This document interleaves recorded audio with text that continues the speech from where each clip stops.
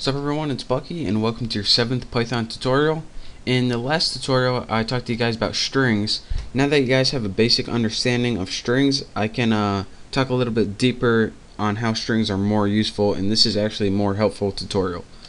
Now in the last couple tutorials I showed you guys if you printed out a string just like this, then it gave you a return value in single quotes.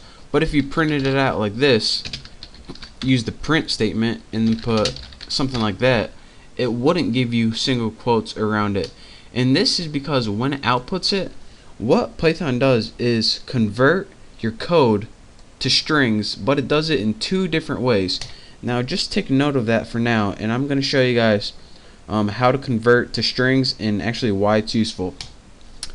In some applications, or probably the most useful function of why this is even important at all, is because a lot of the times you're going to want to treat a number as a string. So say you have a variable called num and it's equal to 18. So go ahead and set that variable equal to 18, and now you can do math with it, like num plus 16 equals 34. But if you want to use it in a string, like print and then put Bucky is whatever, we can just leave that. Typos, they're fun. Bucky is, and then we tried to add the number 18 to a string. Look what we get. So we can't concatenate a string and add it with a number, even though we want to output the sentence Bucky is 18. So instead of doing that, we need to find a way to change that number into a string, because now what Python is doing is saying, alright, we have some letters and we want to add a number to it. How the F do you add a number to letters? That's not math, that's not English, that's not nothing. So now we have to find a way to convert that 18 into a string. So what we would do is put num, and then we set this equal to not 18 but str, and inside that put 18.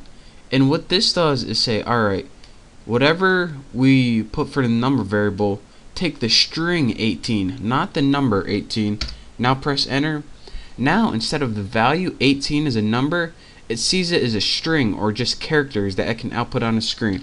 Now if we try print and Bucky is, I'll spell it right this time, and then write num like that, we get Bucky is 18. So that's how you can convert a number to a string, so you can use it to like output stuff to a user, and it doesn't give you a bunch of error messages. Another thing that you can do is, say you have something like let's make another variable, num2, move my cursor out of the way, num2 equals, actually let's get like 32 or something.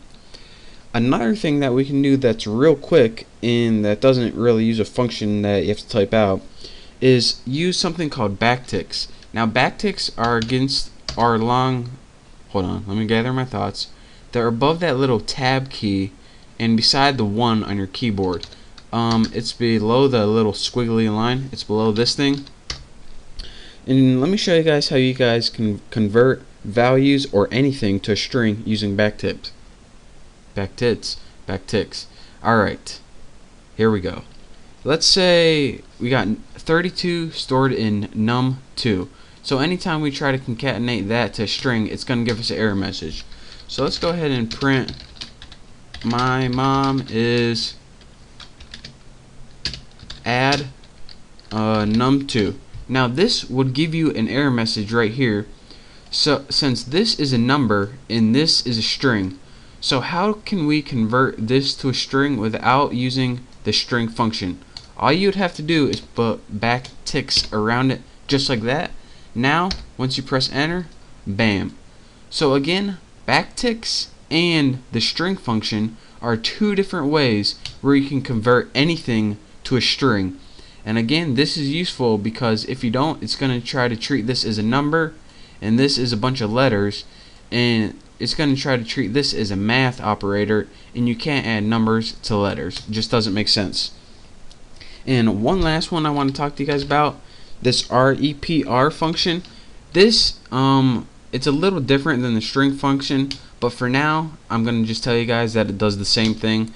That is, anytime you use the string, you can use this one right here, and it does the same thing. So again, string, REPR, and backticks are 3 different ways where you can convert crap to strings using Python. So that's your quick tutorial.